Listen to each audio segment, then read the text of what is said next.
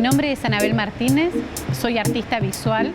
Mi trabajo está firmado con mis iniciales AM y es AM Art, porque amo el arte. Mis obras son el resultado de aquellas cosas que se me presentan en el camino. Las cosas las voy encontrando y trabajo transformándolas. Cada pieza va ensamblándose una con otra y así se crea una nueva forma, una obra. Mi vida es una búsqueda constante, en donde por todo lo que he vivido he tenido que transformarme continuamente y buscar creación.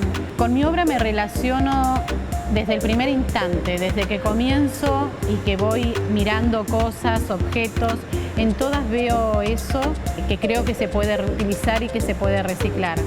De repente salgo del trabajo y bueno, veo algo que me llama la atención, paro, lo junto y con cosas en desuso intento crear y darles nueva vida.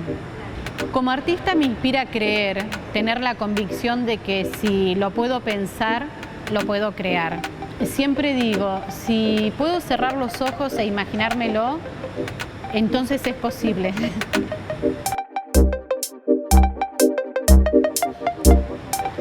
Mi primer encuentro con el arte fue cuando era chiquitita. Mi mamá traía unos retazos de tela negra, eran una pana, unos retazos muy suavecitos, en donde tenían unos dibujos chinos. Y bueno, en mi casa, con pintura blanca, trataba de imaginarme y de completar esas imágenes. Me acuerdo que mi papá después le ponía unas maderitas y las colgaban. Y bueno, y eran cuadros de telas que también eran en desuso y creo que mi imaginación hacía que esas líneas que faltaban se completen.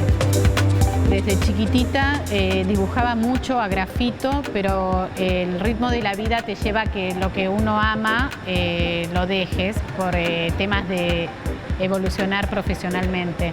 Entonces durante mucho tiempo dejé el arte y bueno, me dediqué a empresas. Retomé el arte en el año 98, que fue cuando fui a vivir a Pilar, a un lugar muy relajado, muy tranquilo y bueno, hace 3 años atrás que no paro de trabajar y no voy a parar, así que sigo creando obras.